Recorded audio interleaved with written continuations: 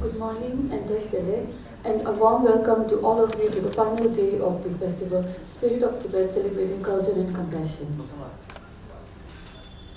We are delighted to have you with us today for this highly anticipated seminar on Tibetan Buddhism and science.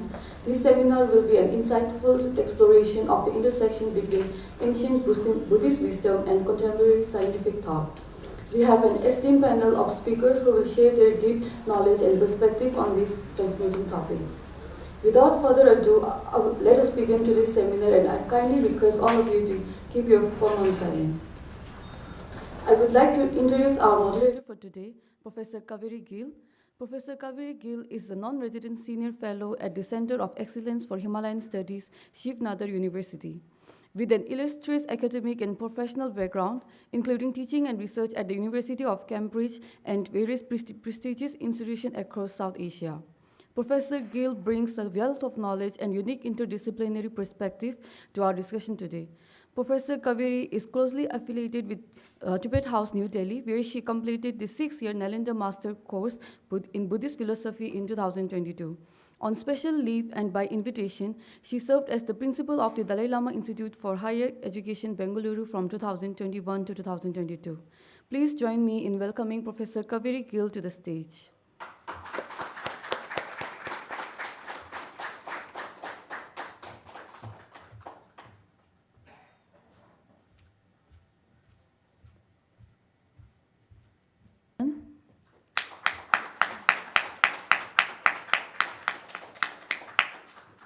And Professor Bindu Kutty.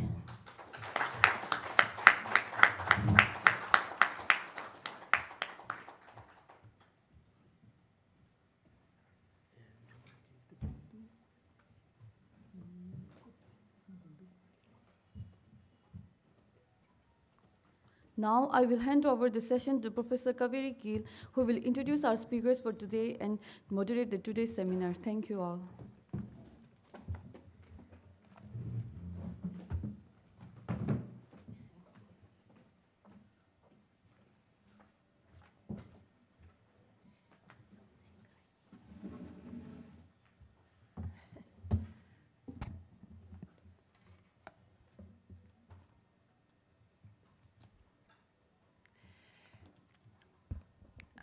Good morning, Tashidele.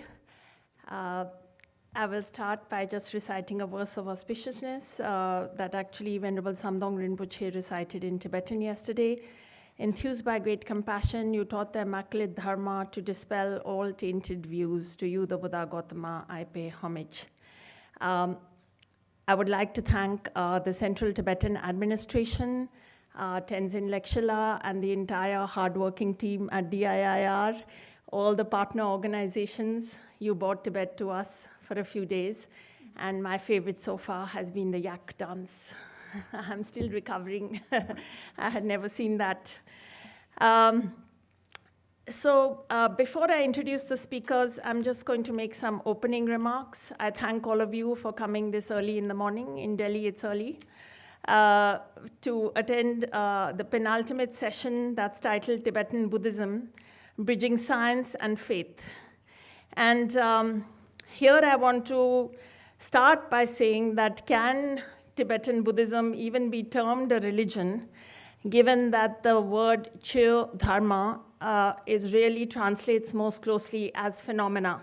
And we have with us the most esteemed first speaker, Geshe Ngawang Samten, Professor, ex-Vice Chancellor of Central Institute of Tibetan Studies at Sarnath, who, I hesitate to say more on this in front of him, because he's an expert not just in the area, but also in Sanskrit. But here I want to set out that in a tradition that does not believe in a creator God, and where even the foundational word Chö means dharma, phenomena, we can even question whether Tibetan Buddhism is a religion at all. And really, what is Tibetan Buddhism? And it is the Nalanda tradition. And how so? Because in the 7th century already, you had King Songtsen Gampo, who sends Thonmi Sambota to India, who upon his return develops the Tibetan language script and grammar, which is based on the Gupta script. And the important thing about their language is it is developed in the context of Buddhist philosophy, and therefore it is ideally suited to it.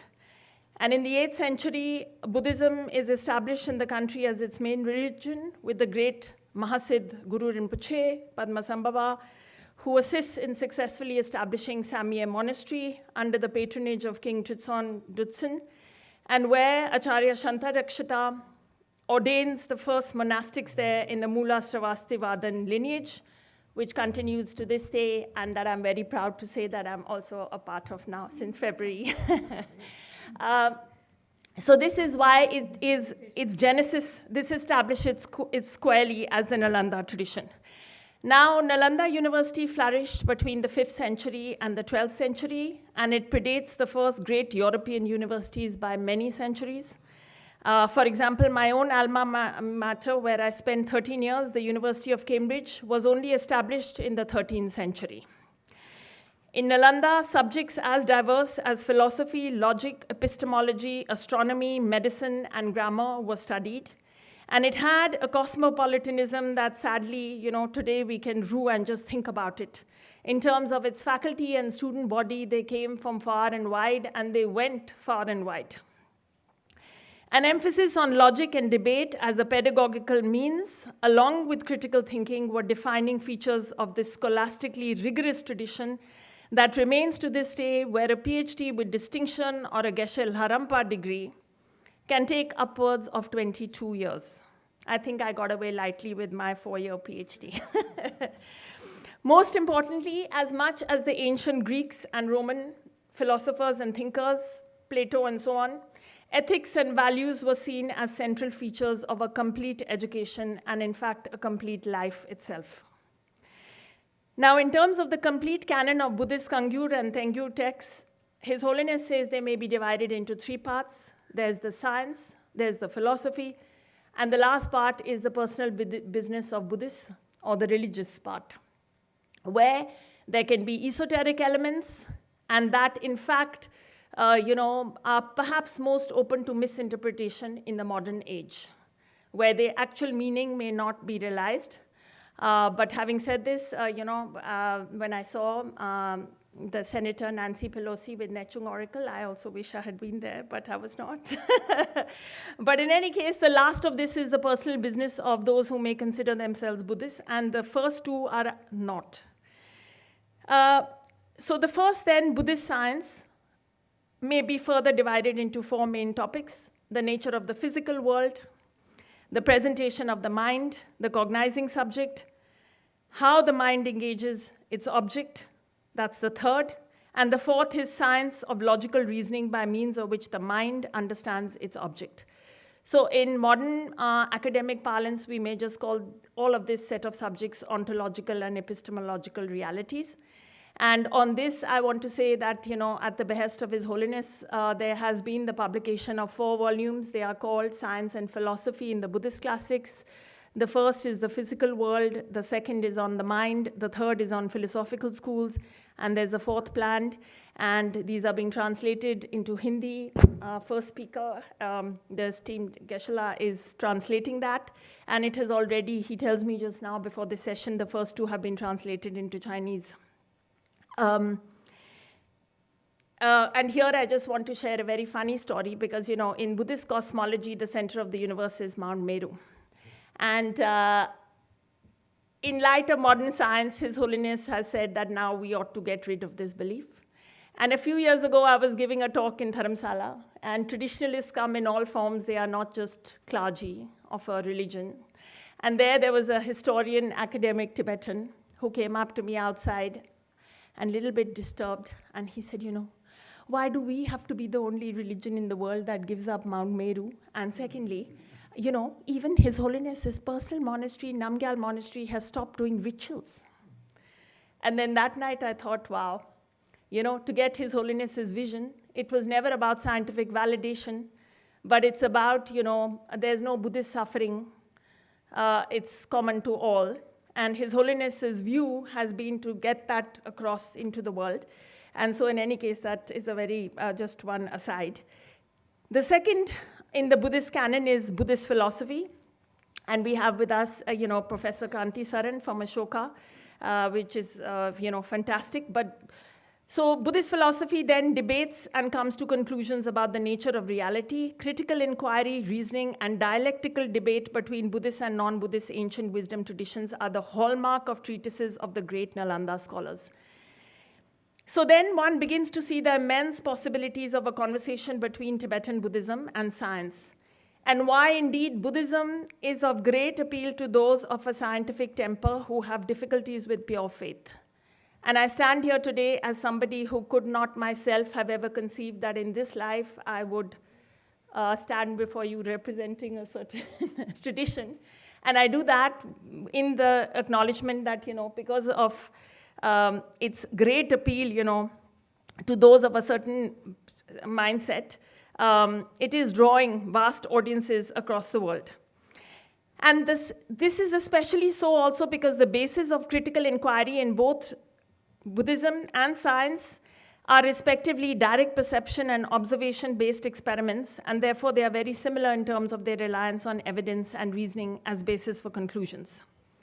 Of course, given the historical antipathy between religion and science in the wake of the Enlightenment and the whole Western world, the genesis of an actual conversation between the two has happened at the behest of the 14th Dalai Lama, whose instinct as a modernizer, as an open-minded thinker, and a very confident product of the Nalanda tradition, where he has, in his own words, says he feels the closest to the first century great thinker Arya Nagarjuna Gompo Lundup, has gone against the grain and the advice of the traditionalists to not engage in such a risky pursuit, for they feared religion would come off the worst from the dialogue and even be finished off by it. But this is exactly the spirit of His Holiness, because he just did not go with that thinking. And in fact, it even spurred him on further. And he says in his own words that he was driven by the Buddha's advice to his own disciples that follow my words after having analyzed their validity like a goldsmith tests gold, and not purely out of faith for him. He also says that if a view is logically challenged and nullified, it means that the view is incorrect. I quote His Holiness here, in Buddhism, the emphasis lies on reality and logic. Therefore, there is no way dialogues with science would undermine Buddhism. On the contrary, it can only be a source of widening mutual understanding and respect. And as early on as 1960, in February, speaking in Bodh Gaya, when he's 25 years old, he said the assertions of those who believe in a creator God or in a permanent unitary and independent self are in disagreement with the logic of science. Our vision of dependent arising is instead supported by scientists. If we understand the Dharma through valid reasoning, we can eliminate the wrong understanding that Buddhism is only a religion for foolish nomadic people living in isolated places and not a path suitable for scientists with modern education in developed countries. Our society is backward, and this is something we should openly admit and not hide. At the same time, however, we must be proud of the knowledge found exclusively in the Buddhist scriptures. Although in the past it was only explained in Tibet, we can now seize this new opportunity and try to explain clearly the principles of the Buddha Dharma to the world. And again, speaking in Dalhousie that year, he said, as Buddha Dharma is based on reality, even modern scientists accept the principle of dependent arising, which is the opposite of emptiness, which is the core of what sets Buddhism apart from many other philosophies. We should illustrate these concepts more often. They are logical, and therefore many people would appreciate them. In this way, we will be in tune with the scientific approach, and that will bring positive results. So, of course, His Holiness has always been proven right. As Venerable Samdong Rinpoche said yesterday, Albert Einstein came very close to an understanding of dependent arising. And indeed, the frontiers of modern physics appear ever closer to approximating the final view of the Buddha on the nature of ontological reality, epistemological as well, as best unfolded by Arya Nagarjuna Gompo Lundup. The Mind and Life Institute dialogues, which were again instituted by His Holiness between Tibetan Buddhism and science, have had about 35 conferences to date, with attendees including Nobel laureates such as Anton Zeilinger, the quantum physicist who won the Nobel as recently as 2022. So His Holiness, they were already having conversations long before he won the Nobel. And His Holiness, one thing I want to also just emphasize here, that His Holiness has emphasized that the ancient wisdom Indian of Nalanda tradition, and he's added this as his fourth commitment in recent years, is only preserved by Tibetans in its complete form. And it has a rich science and map of the mind, useful in addressing various modern ills such as mental health. So mental health is a rising issue, and India has one of the highest also according to WHO, but across the world. So on the basis of this conviction, he has especially supported initiatives with psychologists and neuroscientists, seeking to balance modern science's focus on the external world without including the nature of the observer. So with this initiative, he's added human experience that has hitherto remained outside its purview. And we have with us Professor Bindu Kutty from NIMHANS, and we are going to get that perspective as well. So His Holiness's trailblazing initiative has borne great fruit and fulfilled the two purposes he envisaged for a dialogue between Tibetan Buddhism and science.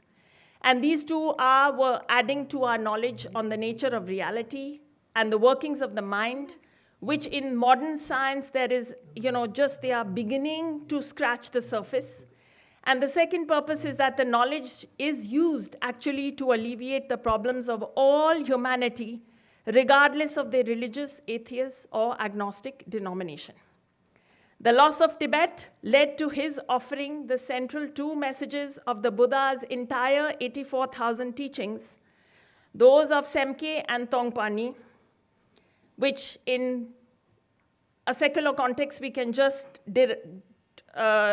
boil down to compassion and interdependence to the entire world in all their secular glory, while rejuvenating the conviction-based faith of Buddhism's adherents in the Himalayan region and beyond. If Mao were around today, he would certainly be bought over perhaps. But it doesn't matter, because there are 300 million Chinese Buddhists and others across the world who are increasingly coming to this point of view. And you can colonize a geographical landscape, but if you colonize people's minds, you've got them forever. So with that, I want to introduce our fantastic panel, and I will just, we are very fortunate to have these speakers this morning. So our first speaker will be, as I said, Venerable Geshe Ngawang Samten. He earned his master's degree from the Central Institute of Higher Tibetan Studies, Sarnath, followed by the prestigious Geshe Larampa degree, that 22-year degree I mentioned, from Gandhin Monastic University in India.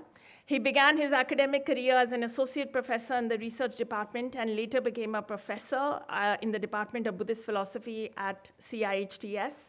As it's known in short form. And of course, he then went on to become its vice chancellor, doing amazing things for over 2 decades. He's been a visiting professor at Amherst College, Smith College, Hampshire College in Massachusetts, as well as the University of Tasmania in Australia and IIHTS in Austria. He's actively participated in key committees of the Central Tibetan Administration, Indian government ministries, national academic bodies, international universities. And I will not go through the entire, just to save a bit of this thing. He has, of course, he is a great scholar in Sanskrit as well. He has critically edited and translated numerous classical works of Indian and Tibetan masters, and his contributions include articles for special publications, books. He's, of course, lectured widely at significant forums, universities across USA, Europe, Australia, Taiwan, Thailand, Russia, Korea, India. And in recognitions of his great contributions to education and literature, he was awarded the Padma Shri, one of India's highest civilian honors, by the President of India in 2009. In 2016, the Government of India honored him with the Vishak Samman for his outstanding work in preserving, developing, and promoting Indian philosophy, arts, and culture, both within India and internationally. Our second speaker then will be Professor Kranti Saran, who's the head of Department of Philosophy, Ashoka University. He's an associate professor, and he has been a visiting associate professor at Cambridge as part of the Global Humanities Initiative, and he's held fellowships at the Australian National University, at GNU, Harvard University, where he completed his PhD in philosophy. He works on topics such as perceptual experience, introspection, and bodily awareness. He has presented his work at conferences in over 10 countries. In 1996, he studied with Geshe Sonam Rinchen, familiar to many of us, at the Library of Tibetan Works and Archives. And he wasn't wanting me to announce this, but he has had a great interest in Bodhicharya Vatara, Junchuk, for many years, and he hopes to give a set of lectures on that key text.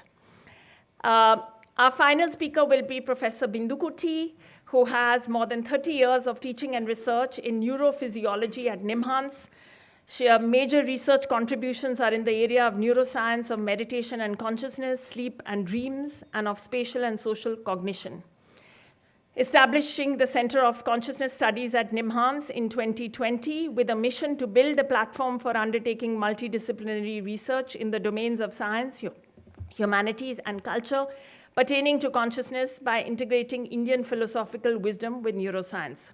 She is a fellow of the Indian Academy of Neurosciences and a member of the National Science Academy. She holds life memberships in several scientific organizations. She is the president of the Cognitive Neuroscience Society of India and the Indian Academy of Neurosciences, Bangalore chapter.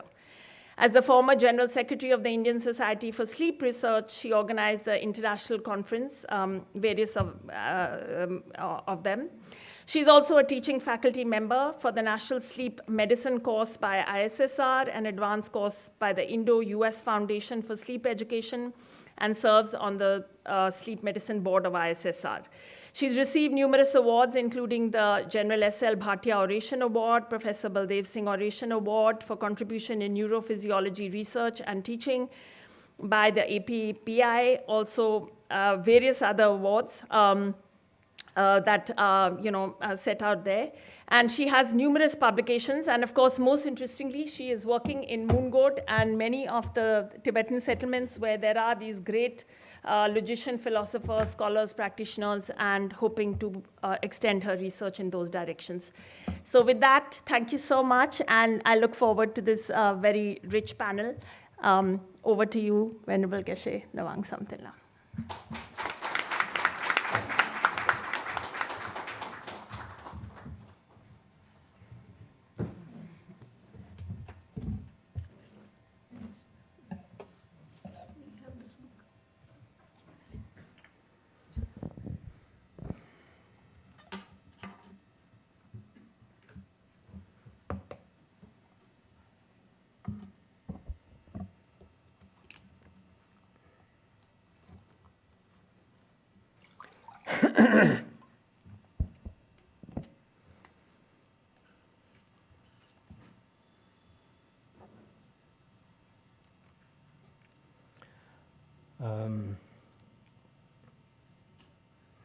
Do you need that?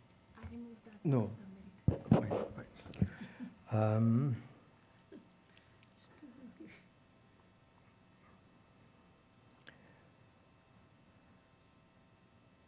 Today's this session's moderator, Professor Kaveri ji, and Professor Bindu Kutty ji and Professor Kranti Saran ji, and distinguished scholars and friends. First of all, I would like to thank CTA and particularly Lekshela and his team to organize this kind of seminar together with many other activities to observe, to celebrate the Tibet Festival.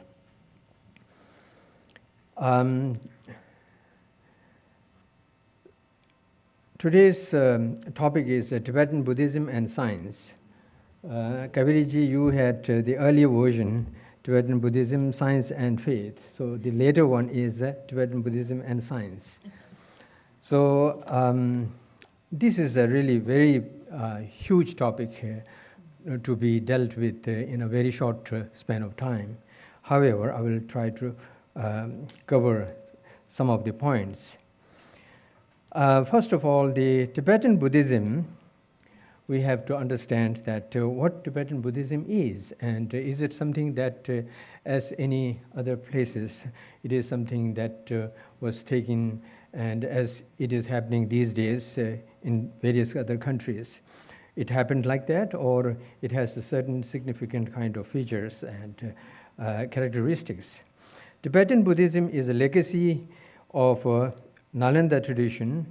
The Nalanda tradition, Nalanda is the crown of all the great Buddhist learning centers of that time, Odandapuri, Takshashila, the Vikramashila, Ratnagiri, etc. Nalanda, being the center of learning, contemplation, and research, and the center of spirituality, created, of course, galaxies of practitioners and researchers and scholars, created and initiated a number of disciplines, and also created a huge corpus of literature pertaining to diverse disciplines, primarily on philosophy, logic, cognitive science, cognitive system, spirituality, epistemology, psychology, and variety of other disciplines like astronomy, poetry, medicine, grammar, and others.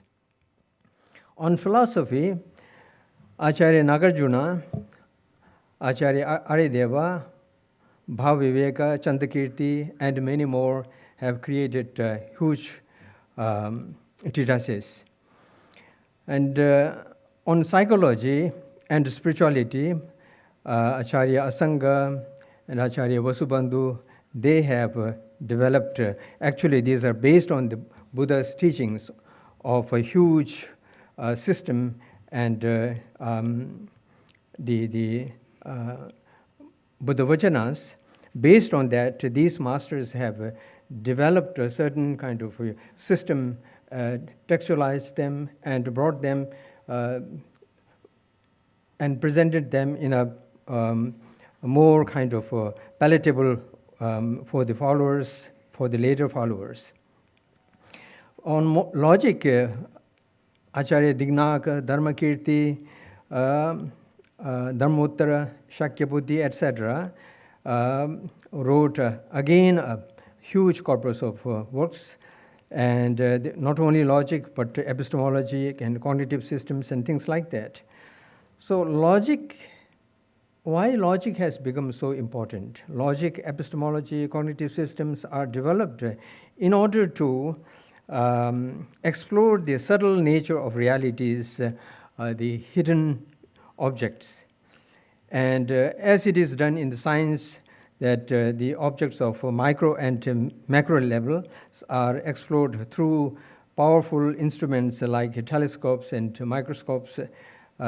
Similarly, in order to extend their faculties, similarly in those great monastic universities, they develop these logic, epistemology, and the cognitive system in order to explore the realities, because unlike science, which is research on matter, the mind, fundamentally on mind, the research on mind cannot be done in labs, and as it is being done today because of the the facilities of fMRI and things like that. But these logic and epistemologies, these are the instruments in order to extend their faculty, in order to reach to the object and realities, conclusions with greater precision. And so that is one of the reasons that why in those great monastic institutions have had such a kind of robust and very the subtle logical kind of systems and epistemology. And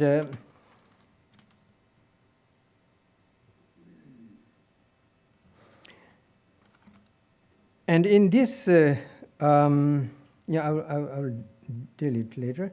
So Tibet received the Nalanda tradition of its entirety through three processes.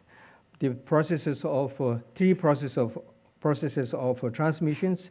The first is the transmission of literature, the second is the transmission of knowledge, and the third is the transmission of spirituality. Each one of them is quite challenging, very time-taking, requires lots of efforts and dedications. So each took centuries in order to bring to that level of the perfectness and authenticity. So as a result, you can see in Tibet over 1,500 titles of Buddha's teachings were translated, and over 3,500 works of Indian masters were translated into Tibetan language with such a great authenticity in terms of maintaining the thematic meaning and also maintaining the literal meaning. So this way it retains the authenticity of the originality of the text. And in order to, and with respect to the transmission of knowledge, the Tibetan scholars themselves, having the knowledge transmitted from India, either by the masters who reached in Tibet or the Tibetan masters who went to India to receive the teachings, they have been excelled in receiving those knowledge in a very uninterrupted, at a very high level of authenticity. So as a result, the Tibetan scholars began to produce their individual works along with the translation by 11th century itself. And as a result, a huge corpus of the works were produced by Tibetan scholars, and the collected the works are called Sungbum, which means the Sungbum. In Hindi, we can say that the Lakshvajana, which means a huge corpus of, it is not just a few books, but it is a corpus of, the literature. So each of many of these, the scholars and practitioners and masters have produced such sungbums. For example, one scholar of Podong Chole Namgye, he wrote 138 huge volumes on the Tripitaka, on the Buddha Vajana, and many independent treatises as well. So one individual scholar produced 138 volumes, not just titles, volumes. So similarly, many other scholars have also produced a similar way. And then the third one is the transmission of spirituality. The practitioners in the monasteries and the caves, and also in the monasteries, the practices, meditations are carried out along with the studies. And then exclusively to do meditation, many go to the to the high mountains to live in the caves. So therefore, we can imagine that the great monasteries at the foot of the hills and mountains, and the meditators living in the caves. With that kind of situation, the vibration of spirituality is passed on to the rest of the Tibetan communities. That is how the peace is prevailed in Tibet. Buddhism has an inbuilt mechanism of interaction, and in ancient Indian Buddhism prominently participated interaction among the Indian philosophical schools on the subjects of philosophy, logic, and epistemology. The interaction benefited all the schools and raised the horizon of Indian knowledge system to a great in both content and methodology. According to Buddhism, there are three fundamentally distinct aspects of a world of a conditioned thing: the matter, mind, and abstract composites. So matter, rupa, and mind, chitta, and abstract composite is viparyukta sanskara. According to science, the world itself is just simply confined to matter for many of the science. scientists. So even the mind that we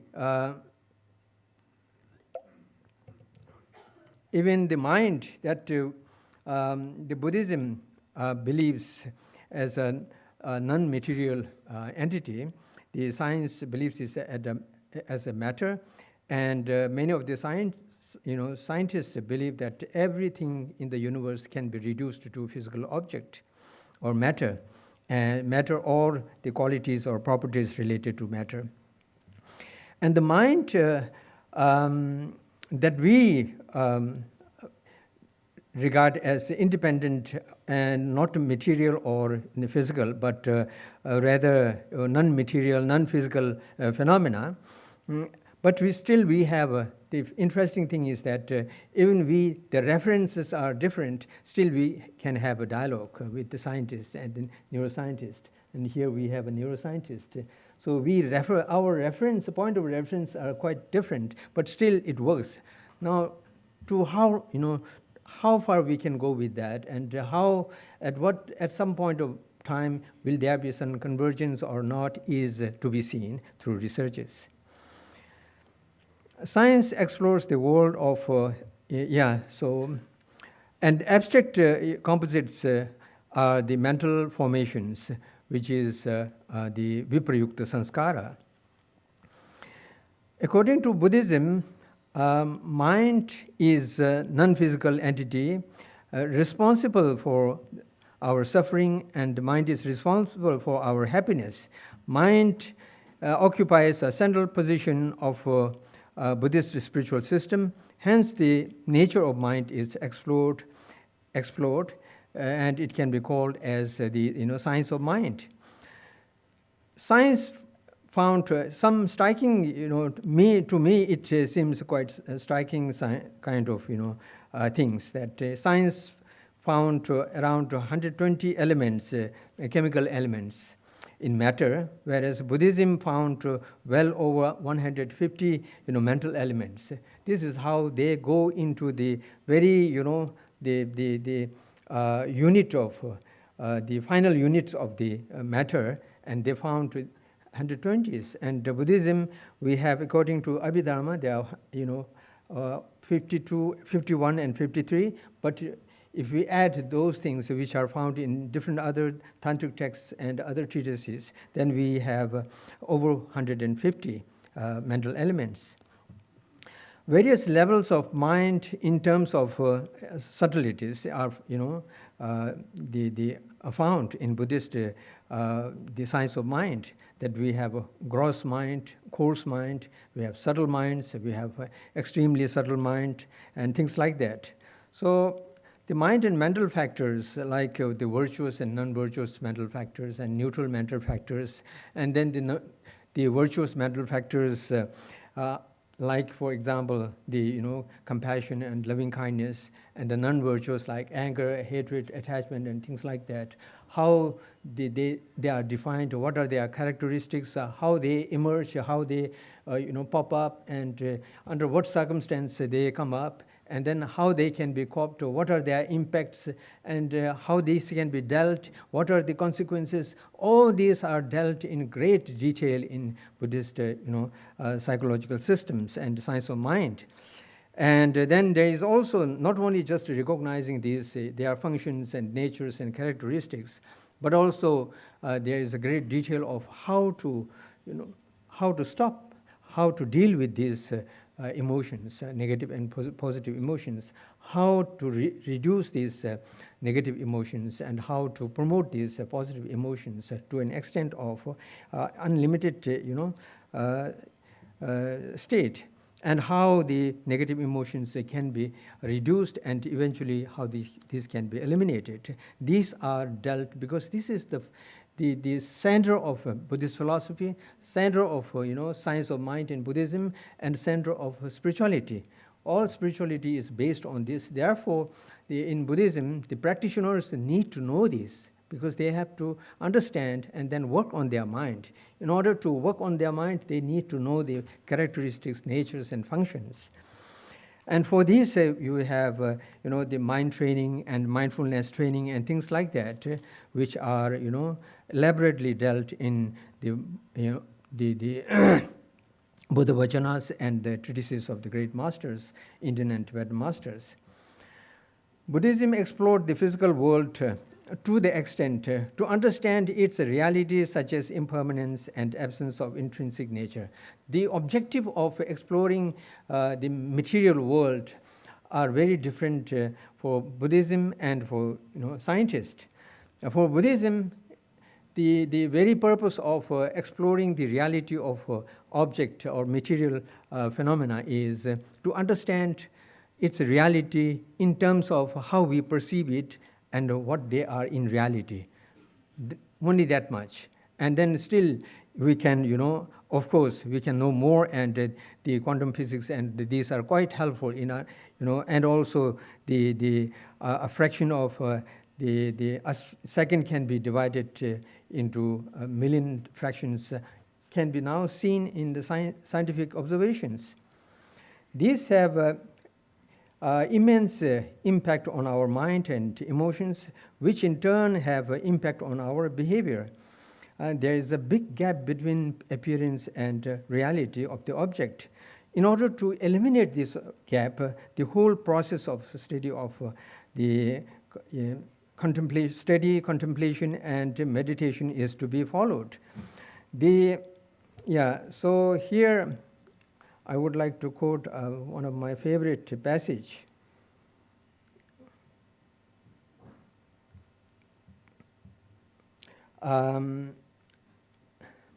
Acharya Aryadeva has said in his Chatushataka, the 400 verses, just like body faculty in the entire just like the body faculty in the entire body, delusion resides in all afflictions. Now, Chandrakirti comments on this. Delusion refers to ignorance, for it apprehends things as real. As such, it operates by way of exaggeration, superimposing truly existent status upon things. Attachment and so on also operate by thoroughly attributing qualities of attractiveness or unattractiveness upon the nature of things imposed by delusion. And as such, they do not operate independently of delusion. Furthermore, they are contingent on delusions in that delusion is a primary factor. So now here, the primary delusion is there, the ignorance in terms of not understanding the reality. But in addition to that, the attachment and these afflictive, emotions also have additional kind of superimposition. So in that way, in Buddhism, there is innate imposition, there is acquired imposition, and on the top of that, there are, sometimes philosophically adopted imposition. So there are three layers of impositions through which we look at the object. So how we can reduce this gap of, the gap between the reality and the appearance is to go through these processes. And the whole purpose of philosophy is to reduce this, reduce this gap. His Holiness, I will, try to be quick. His Holiness had interaction with prominent scientists in 1970s. The formal interaction in the form of conference and seminars began in 1987. His Holiness appreciates the immense contribution of science to the physical comfort to a great extent. However, the scope of science is limited to material world. However, the scope of science, if limited to material world, would be incomplete, as our mental or the experiential world is more deeper, powerful, and sophisticated. So he introduced the complex and sophisticated system of mind, which is a new world for them to explore. In the beginning, they were mesmerized to see the system. Like, for example, if you can see the videos and conversations, the anger can be reduced. So this was completely a new kind of information for them, and which they never heard. So they were, he suggested, and after, during the discussions and later, he suggested that the scientists to do experimentations in their laboratory, inviting the experienced meditators from the remote places, as Mingyur Rinpoche was saying the other day, that in 2002, along with him, there were the 5 others. Altogether, there were 6 guinea pigs in front of in the laboratory. His Holiness envisioned that the intelligent brain of science should be associated with the compassionate heart. This can serve the humanity much better. By incorporating the study of mind, as done with the chemistry, biology, and physics, mind and emotions can be studied like other subjects, like other secular subjects. Like, one can see the map of mind through which one can understand what are the, negatives and what are the positives, so what I have, what I'm experiencing, like as if we have the understanding of the chemicals. The rich Nalanda tradition can make a great contribution to science. Buddhism can learn a lot from science on material world with the great detail. Science is incorporated in a formal curriculum of the monastic education system, and a formal science education group of monastics and the large number of professors from Emory University used to come to India to teach monastics science. This had been going on over more than a decade. Study of science is in the monastery is an expansion of the contemporary contemplation of atom, etc. in the traditional monastic universities, which with rich and detailed. Yeah, okay. So the paradigm shift that we find, the paradigm shift in science after the introduction of Buddhism in the Western world, and particularly in the domain of science. So I will skip, and there has been a paradigm shift in the practice and the principles of science and neuroscience, and and as a result, many new kind of the findings were discovered, and then these have a strong impact on society and education. And of course, His Holiness wanted to have the education as a more kind of comprehensive in terms of not just information, but but developing, educating people to develop warm-heartedness. So this so I'm not going to cover those things. Okay, so and also there are this kind of dialogue is an ongoing kind of the exercise, and there are many challenges that His Holiness has advanced for this for the scientist. Perhaps we make a cover it during question answer. His Holiness's impact on science in a span of 3 decades is unimaginable. The tides, waves, and ripples of materialization of His Holiness's vision of transforming the world into a more compassionate is being seen in many fields, as well as religious organizations, economy, administration, and things like that. This is a moment for a this is a movement for civilizational revolution which has started to work. And the change at the global level taking place compassionately is itself a sign of great hope. Let us prepare and wait for a younger generation for a better and more peaceful world. Thank you very much.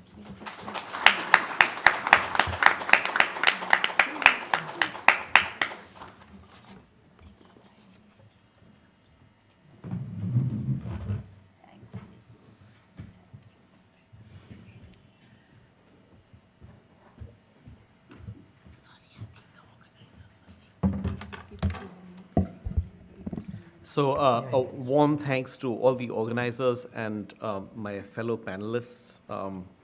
And thank you very much for that talk, Professor. I think I am now going to, could we just have my presentation? So I think I'm going to disagree with almost everything you've heard today.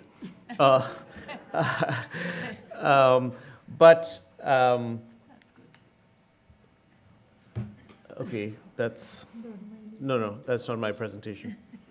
There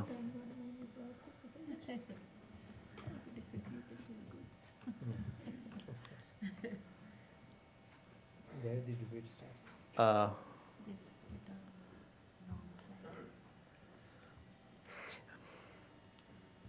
So just to give you, it'll pop up in just a second. But yeah, so Buddhism is not science. That's okay, right? So, and I'll just try and explain that very quickly in the time I have. Let me just say what I'm going to be doing today. I think the first thing I want to just put on the table is, why do we feel that we have to say, why do we even want to say that Buddhism is scientific? And you know, there's a whole story about, and that has been studied about why it is that this discourse about Buddhism being scientific started in around 1860, 1840. I'm now going to talk, and then I will just mention two very fundamental differences between the scientific enterprise and what is going on in Buddhism. The first, of course, that has already been mentioned by Professor Samten, is that the Buddhists believe in a kind of mind-body dualism, whereas the scientists believe in what has come to be known as physicalism, that everything is explainable through the structure and dynamics of physical stuff. The second fundamental difference that gets less discussed is that Buddhism is normative. And for those of you who are unfamiliar with what that means, I will explain it, whereas science is purely descriptive. And I'll just end very quickly with, I think, what the prospects of a kind of joint inquiry are. So just on the question of why we even want to say that Buddhism is scientific, if you just stop for a second, it seems odd. Why do we yearn for the teachings of an itinerant mendicant in Iron Age India, even of such profound insight, to somehow anticipate the formulae of Einstein, right? If you just think about it for a second, why should the Buddhist tradition have to bear this burden? In fact, scholars have written a book, I mean, there are a number of books on this, but that has traced the emergence of what has come to be known as the scientific Buddha. And here's a brief passage from Daniel Lopez's book. The scientific Buddha was born into a world of the colonial subjugation of Asia by Europe. He fought valiantly to win Buddhism its place among the great religions of the world so that today it is universally respected for its values of reason and nonviolence. We might regard the scientific Buddha as one of the many emanation bodies of the Buddha who have appeared in this world, making use of skillful means, upaya, to teach a provisional dharma to those temporarily incapable of understanding the true teaching. For this Buddha was stripped of his many magical elements, and his dharma was deracinated. The meditation he taught was only something called mindfulness, and even then, a pale form of that practice. That is, he taught something that no other Buddhas in the past had taught: stress reduction, right? I mean, this is it's a very peculiar kind of reception that we have of this kind of scientific Buddha, where we think, okay, what Buddhism has to offer the world is it will reduce your stress. When, of course, the original aim is that to get out of the hell that is cyclic in existence and to see how utterly unsatisfying and torturous it is. And to go from that to say, okay, stress reduction, I think this is a loss, right? So I don't think we should, I certainly think that we can have a kind of productive discussion, but I think we should be very wary of signing on to the project of the scientific Buddha. So let me just now move on to the one of the fundamental ontological differences, that is a fundamental difference in how they conceive of what there is most fundamentally in the world. So the Buddhist believes in a mind-body dualism. If you just look at the Buddhist analysis of the person in terms of the 5 skandhas, now the thing to notice is that, oh, you can't see my pointer, but only roop is a material thing. Or feeling, perception, volition, consciousness, these are all non-physical, right? Now, look at the stark difference with the ontology of science. In science, everything is the product of the structure and dynamics of physical elements, right? It's the product of the structure and dynamics of physical elements. So there's a fundamental difference in the explanatory materials available to both traditions to explain why things are the way things are, what is produced out of what, right?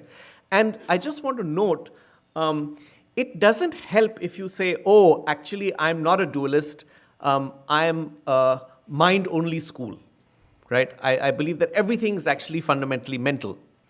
Well, then you have just like the scientist faces the puzzle of explaining how from purely physical stuff mental properties can emerge, the idealist has the opposite problem.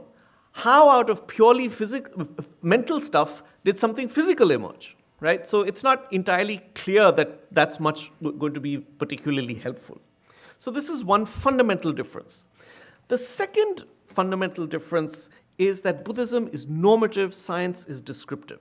What does that mean? To be descriptive is to just sort of state what is the case, right? But the normative is what ought to be. What ought to be. So for example, we can all agree that murders happen in Delhi. That's a description. Murders occur in Delhi. But we can also agree that murders ought not to happen, not just in Delhi, anywhere, right? And of course, the fact that murders do happen in Delhi in no way undercuts that murders ought not to happen in Delhi, right? So there's a difference between the normative, what is the case, and the descriptive, what is the case, and the normative, which is what ought to be.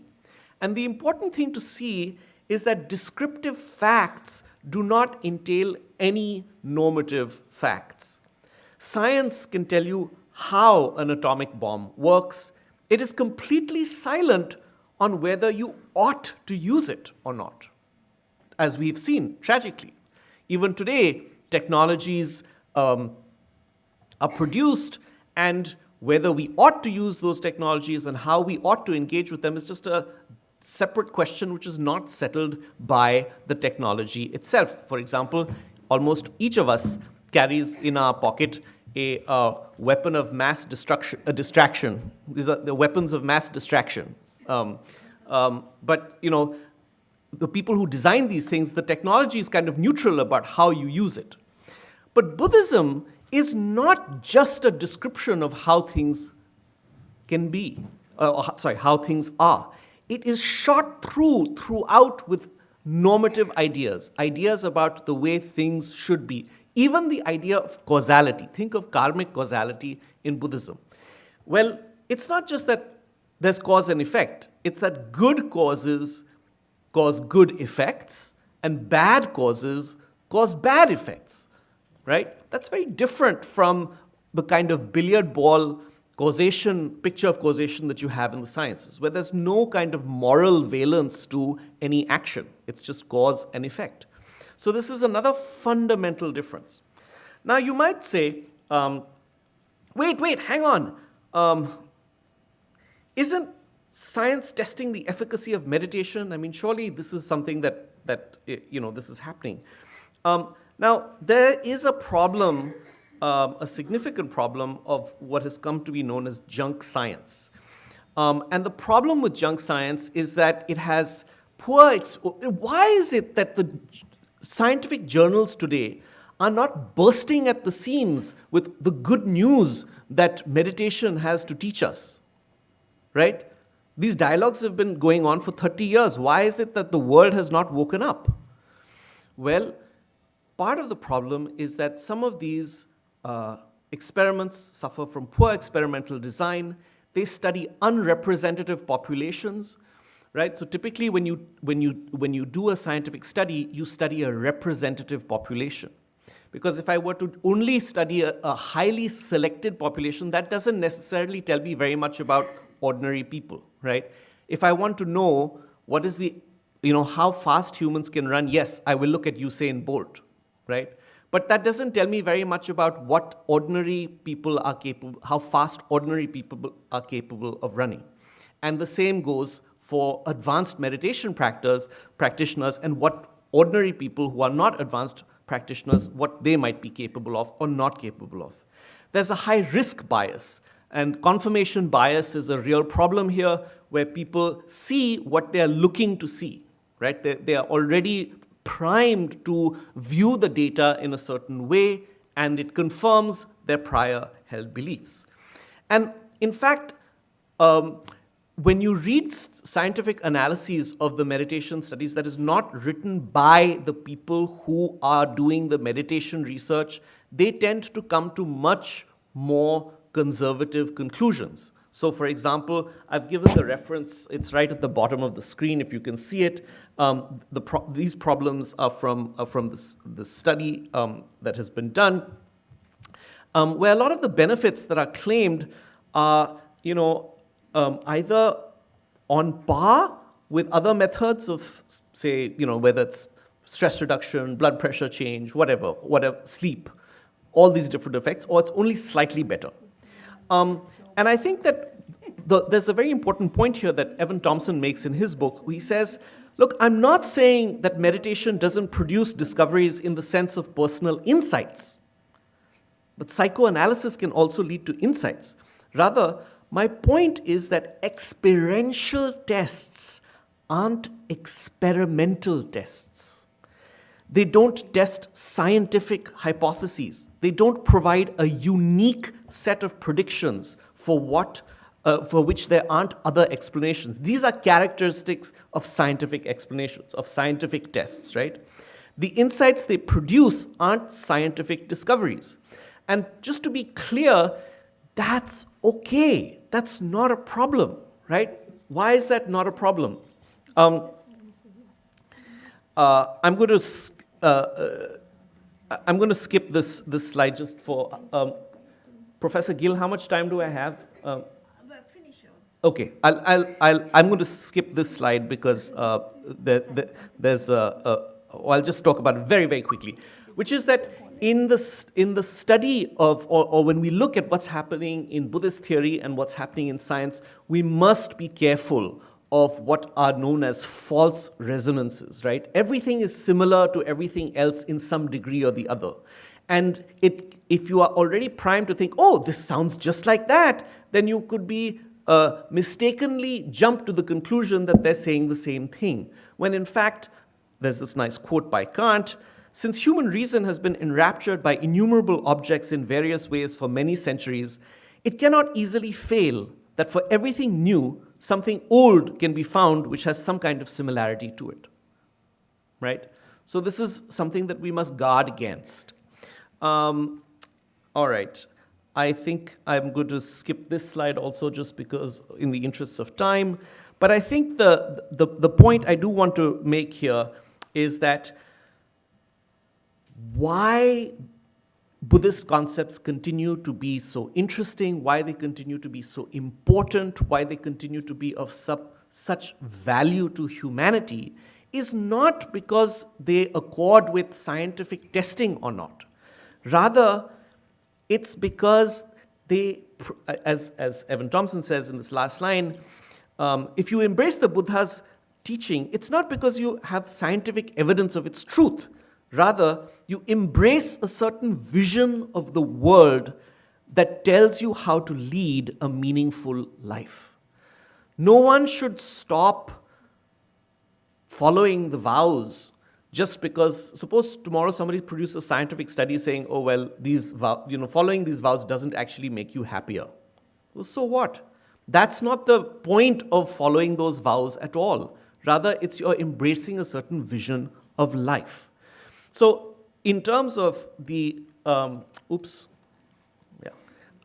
in terms of the prospects for a joint inquiry, I certainly think that an aspect that has not been studied as much is the way in which Buddhism can challenge the philosophical assumptions of underlying science, but then science can also challenge the philosophical assumptions underlying Buddhism. So for example, I was very struck with Professor Gill's, she was quoting His Holiness, who said, well, no matter what happens, it's not going to turn out that the fundamental philosophical commitments of Buddhism are false, right? I'm not so sure. I think, let's find out. I mean, science might yet cause us to revise those commitments. But what I do think that Buddhism can do is that it can point to phenomena for science to investigate, and this also echoes a point that Professor Samten made in his speech, that I think there is a lot of productive exchange that can happen. But I don't think that we should saddle Buddhism and its vast and glorious tradition with incredible range of rituals, myths, art, dance, everything, and somehow try to justify it or see it through the lens of science. And with that, I just thank you for your attention. And these are just two books that if you're interested in some of the arguments that I've been making, you can find out more about them in these two books. Thank you very much.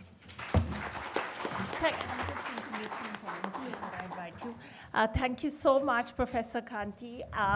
I am actually going to respond in the Nalanda tradition. I'm going to just make 3 very quick points for a quick debate, and then, of course, we'll go to Professor Kutty and maybe Q&A.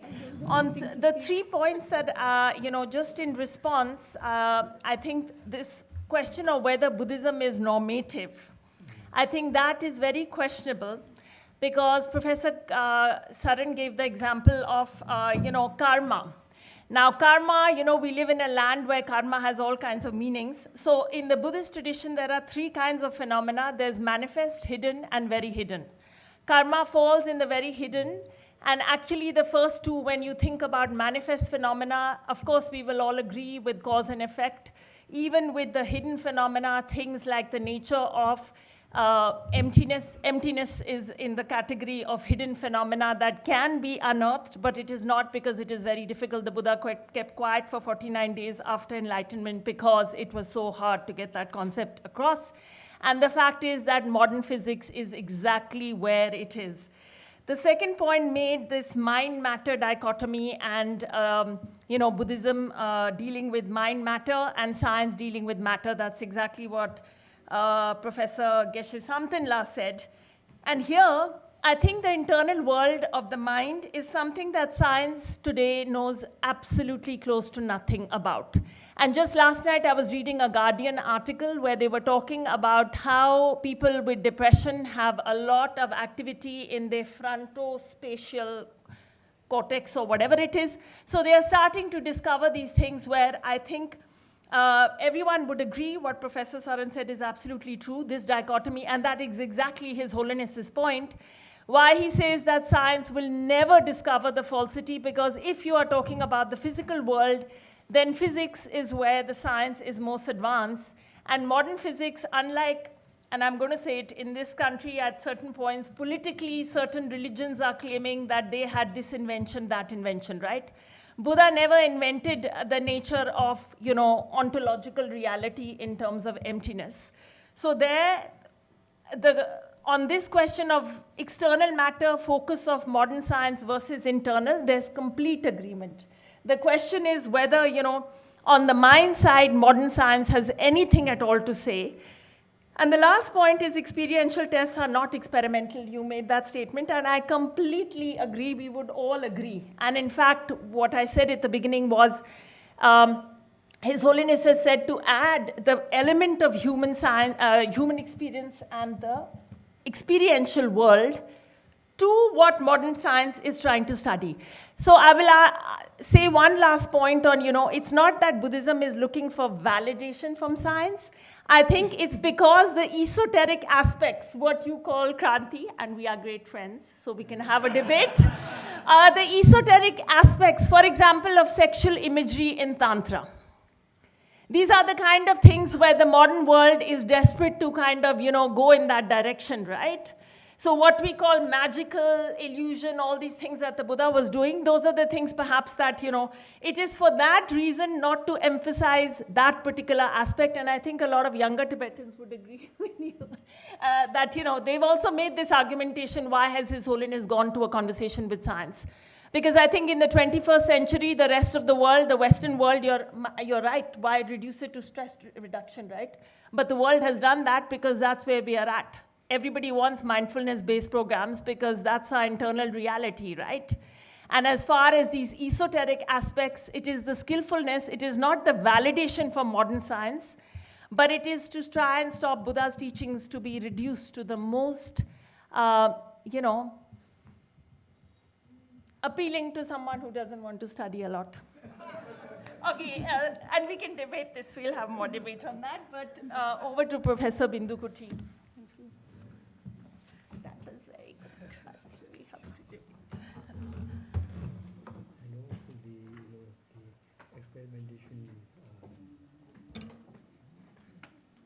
Parameters need to be changed when it comes to the experimentation of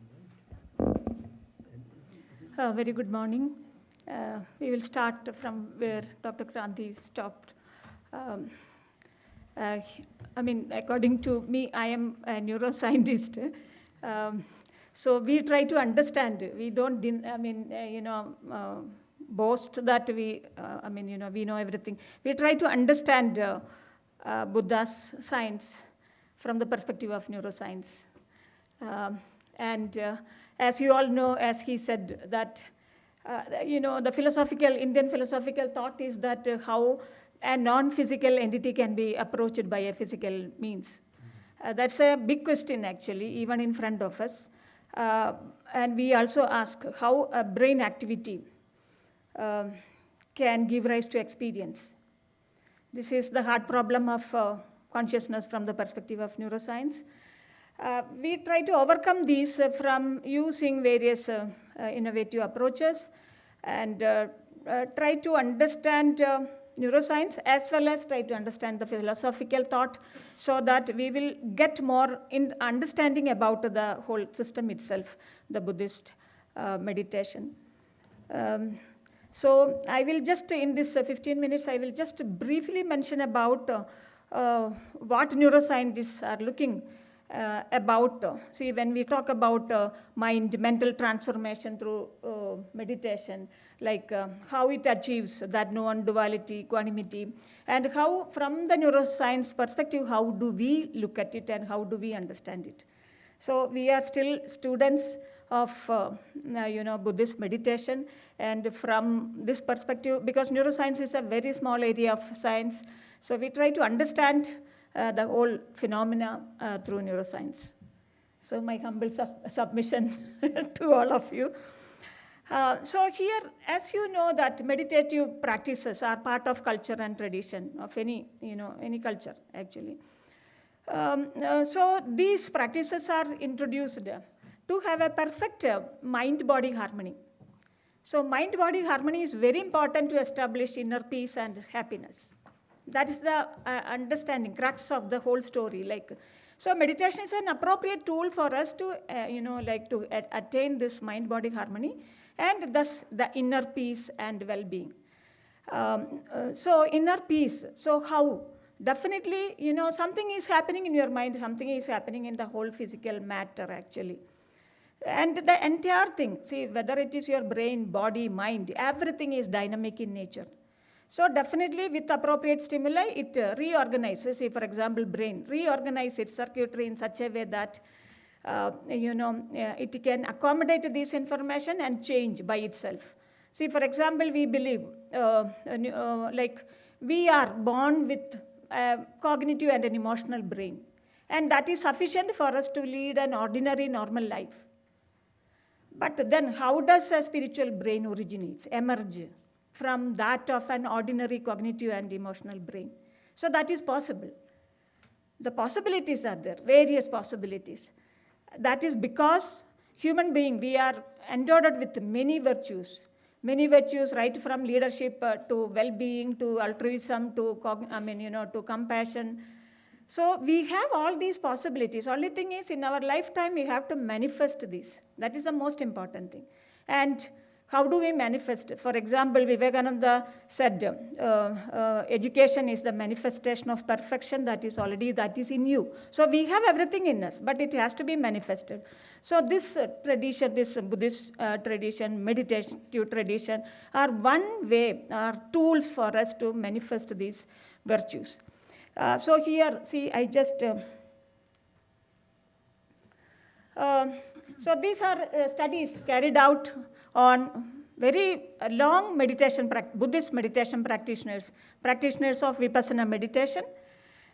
These practitioners have got more than 16 years of meditation experience. That is around more than 20,000 hours of meditation experience.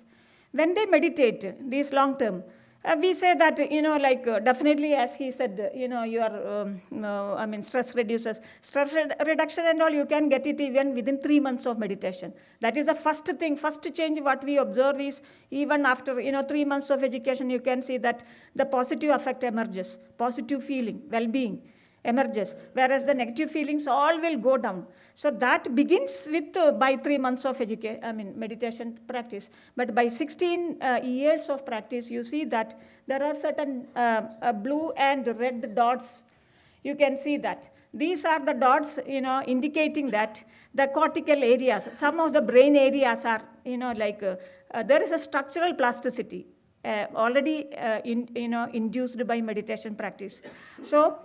It is not only the functional plasticity we talk about, even these practices helps in inducing various aspects of structural plasticity.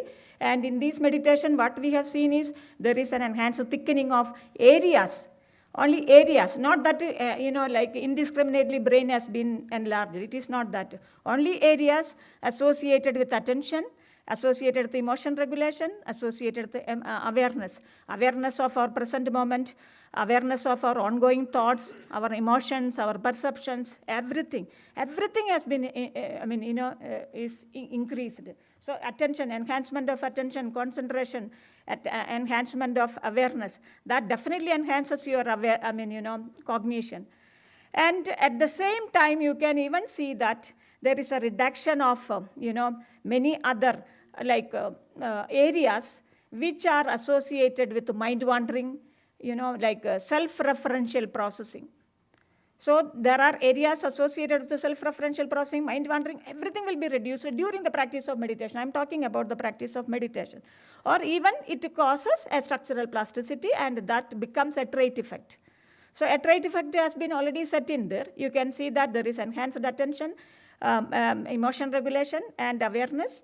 And so you see that it has created this, it has caused the cultivation of another higher state of mind called as cultivation of meta-awareness. This meta-awareness is an enhanced state of, heightened state of awareness. In this heightened state of awareness, we are entering, this is a gateway for the mental transformation occurring. See, for example, from a normal conscious level, basic conscious level, you can go down. See, for example, like you are mind wandering, or the mind wandering in very, people having mental health issues, you can see this mind wandering can go down to a rumination state, to an anxiety state, to leading to a depression state. So you see that the mind, your mind should be very stable, very flexible, and also it should be devoid of all its contents. So this can be brought by meditation practice. So this is what the neuroscientists are trying to understand through these neuroscientific measures. So these are all MRI studies. And so when there is increased, cultivation of meta-awareness, definitely that helps in increased self-regulation and enhanced well-being. And this is happening at the cost of, reduces mind-wandering, experiential fusion, and mental reification. That means, see, for example, we all would have experienced the experiential fusion. We get fused with our thoughts, thought processes, and we don't realize what is happening around us. I will just give you one example. When you are watching a movie, sometimes that movie will just takes your attention, You get fused with the character, you get fused with that scene. And you don't believe that, or you don't experience that you are watching a movie, So that is what experiential fusion. And imagine if the thought is leading to some kind of anxiety, depression, So that state of mind, what happens? All your power, all your power that, of decision making goes off, or your psychological power, it just reduces. So these are all pulling your individuality down, actually, or experience down. Even mental reification. Mental reification, the same thing. Like we think all our mental activities, like your thought process, feeling, pain, everything, like emotions, perception, everything is a mental process. So that realization you should have, that it is a mental process. It is not the actual depiction of the reality. In mental reification, what is happening? You think that is your life. So meditation is like a cleansing. It just gives you all these distinctions. So there occurs the experiential diffusion and mental reification. So these are the things we try to understand from, using this. I will talk to you later. So how this is happening? So we know that, see, there are areas which are associated with mind wandering. There are areas which are associated with, focusing your attention, to the ongoing process of meditation. Maybe you are watching your breath itself, breath awareness, or something else. You are contemplating on some thought processes. And there are areas which are associated to your mind wandering. There are areas to detect this, like, okay, your mind has been wandered. So it will just make you aware that, okay, cognizant about the situation, and then you reorient yourself. So you see that the dynamics, I just want to bring that, the dynamics, how this is happening. I will just show you. This is the one. Okay, how this is happening. Like, see, for example, you have an executive network. So when you are doing meditation, what is happening? There is an enhanced activity of the executive network. And that helps in concentrating, and having that awareness of meditation. And even when the DMN network, DMN means it is many areas, we call it as a default mode network. And here what happens, these areas will be just activated to distract your attention, like mind wandering. Mind wandering is a natural process. See, for example, most of the in normal condition also, almost 50% of the time, if you are simply sitting or if you are doing something, mind wanders. But the thing is, you have the capacity to bring it back to the, when you are reading or when you are doing something. So even during meditation also this happens. But it, like some of the salience network, you can see that they detect this distraction of awareness and makes one cognizant of such mind wandering, and that helps in reorientation of awareness. So here I just want to bring into your notice that there is an efficient network processing that is happening. And this efficient network, there is an integration of all these efficient network, and there is an efficient network processing. So that helps in, cultivating this meta-awareness and cultivating the various, that mental transformation. So here, these are some of the experiments what we are doing in in our laboratory. So here, see, so far I have showed you only the MRI studies. Whereas you can also record your EEG, that is the brain activity itself. And that brain activity then you can, dissociate into various waveforms, like what I have mentioned, the delta, theta, alpha, beta, gamma. So various waveforms. And you can see that there is a synchronization of these waveforms, and that there is a domination of these waveforms in certain aspect of meditation. That's what I just wanted to bring it here. See, for example, what we have seen, in Buddhist meditation, especially that is as taught by S.N. Goenkaji, it has a very beautiful structure. Like you start the meditation with anapanasati or breath awareness, and then you start with the vipassana, scanning your attention throughout the body, and ending the meditation with a metta bhavana. So metta bhavana is generating goodwill to yourself as well as to others, whereas the anapanasati and vipassana are extensively, cognitive in nature. You have to scan, you are aware, you are putting all your concentration on those scanning processes as well as thought processes.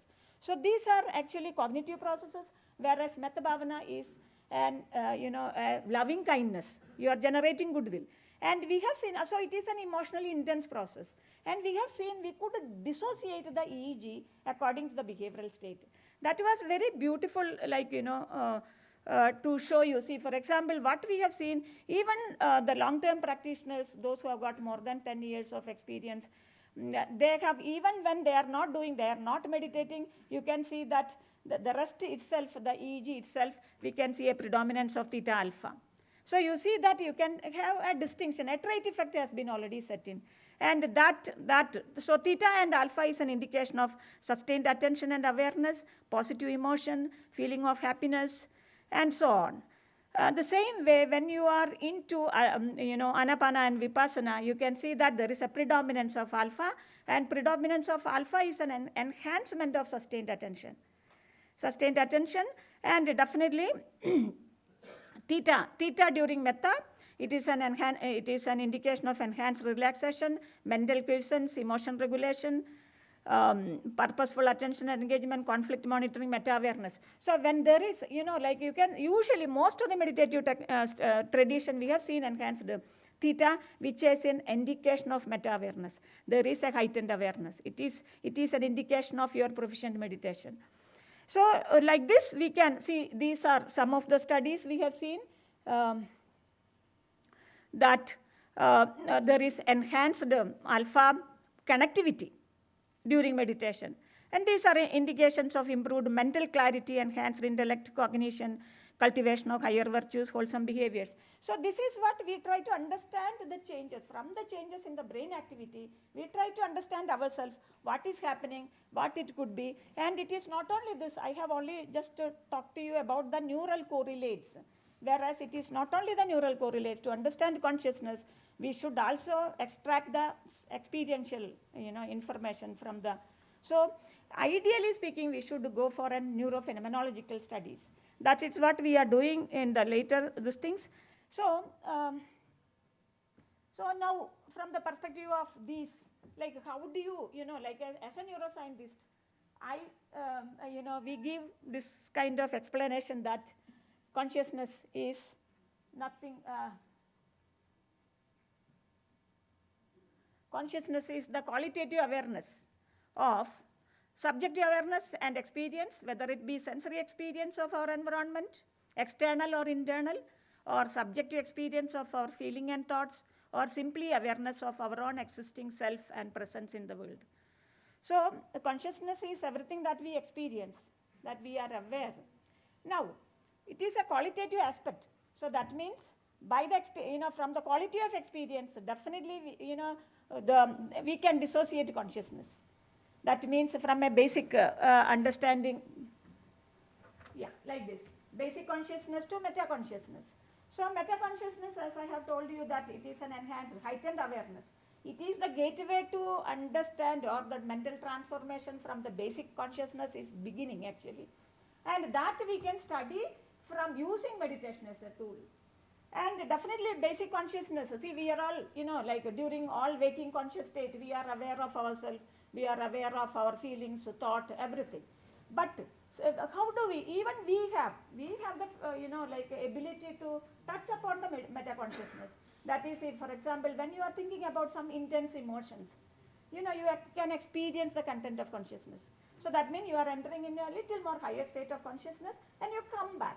You cannot sustain to that because ordinary people, we don't have that kind of machinery. Like the brain efficiency is not reached that state to make it sustained state of meta-awareness. Whereas during meditation, after 15, 16 years of meditation, you have developed that, the efficiency to be in that state of meta-consciousness. And so this is what is happening. Like from meta-consciousness, definitely we can see the various subtleties of the mind. Like, for example, enhanced self-regulation, cognitive flexibility, content of one's experience, clarity of thought, stability of the mind, inner well-being. All these are beginning. I just finished. So definitely these, these subtleties can be studied by using, that is what we are trying to understand, non-duality. What is the neural correlate of non-duality, equanimity, and de-identification? We have got anywhere due to, I will not be discussing in detail, but with the neurophenomenological experiments, we are in a state of studying these aspects in a better way. See, for example, I will just give you one more example. This is a very beautiful experiment, content-free awareness. Content-free awareness, that means mind is devoid of all its content. It's a kind of emptiness state. It's a kind of non-doing state. And it is, and the meditator, he's a Tibetan meditation monk. He is 50,000 hours of meditation practice. And during rest, he is able to aware of his bodily self-awareness and experience of time and space. Whereas during meditation, there is no awareness of mental content or sensory event, no experience of self or time. Experience of selfless and objectless awareness occurs as a sign of reaching a very deep state of non-dual consciousness. And the state what they have showed is increased theta power, reduced alpha power, increased functional connectivity of dorsal attention network, and reduced DMN. That is, so you see that this is how the neuroscientists try to understand these transformations. For example, now you see that when we talk about compassion, how the transformation from a cognitive to an emotional brain to a compassionate brain. There are so many changes occurring in your brain. There are areas like anterior insula, which is highly activated, and that 2 minutes causes the cultivation of positive emotion, empathy. So these are the things neuroscience. I would say that first to be a scientist, to understand the philosophy, then I think you will be able to understand philosophy better, and we both can contribute to the understanding of this tradition well. Thank you so much for your attention. Thank you so much, Professor Bindu Kutty. I just want to be an argumentative chair and say probably the emptiness meditation might have been a Zen practitioner, because there was a Hashang's controversy many centuries ago. Geshe-la knows more. Emptiness does not mean nothingness or mind being totally empty of content, but it could be possibly other types of practice. Thank you so much to a wonderful panel. And there's no time for Q&A, so I hope outside over tea or lunch you can, ask your questions to any of the fantastic panelists. Please give a huge round of applause. We have heard you for quite some time, and the panel will not be there. We can only interact individually. Yeah. So I think I would request that you extend some time for Q&A. And I leave it to you. Sir, please, you can ask them your queries over snacks and tea. But we have seminar next, sorry. Yeah. I took time. Yes, we have another next seminar. Yeah. Because I wanted to show that last week. So before we conclude this seminar, now I kindly request Professor Anand Kumar, President of India Tibet Friendship Society, to present our souvenir to all our panelists. Thank you. I wish we had time for Q&A. It would have been very good. have been nice. We can learn a lot, you know. Yeah. And we needed to debate. We are feeling a little bit. We should have started a little early. Actually, no, we started a little late.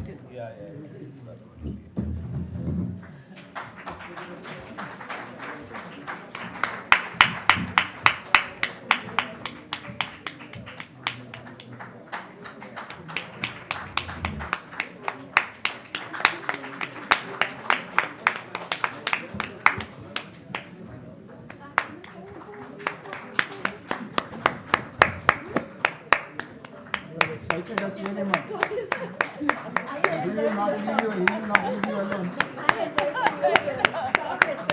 Exactly. Thank you so much. Thank you so much for making the. We meet you again. We are not leaving him alone. ये आपने तो बिल्कुल जगा दिया। जरूर तो certificate कर देना।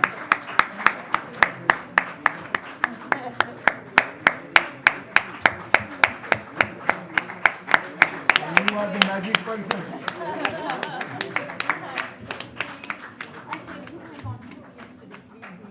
Yes.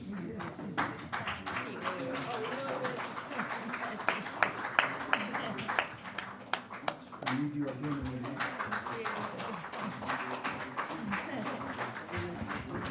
Thank you.